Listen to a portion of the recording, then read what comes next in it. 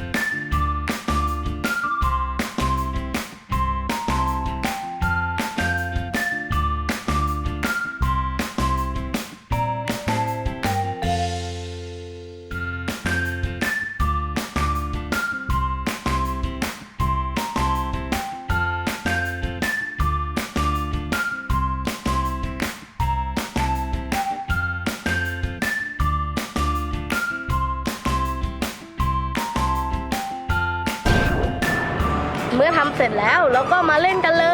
ย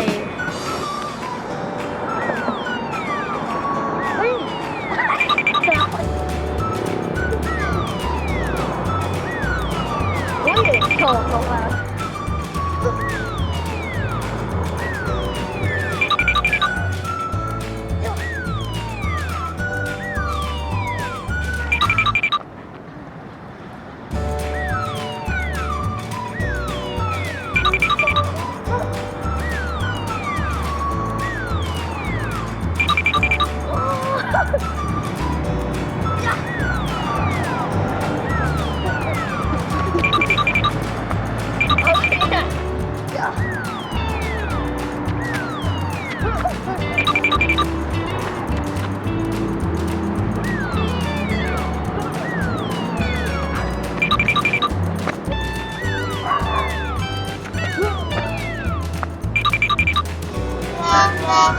โอเคครับ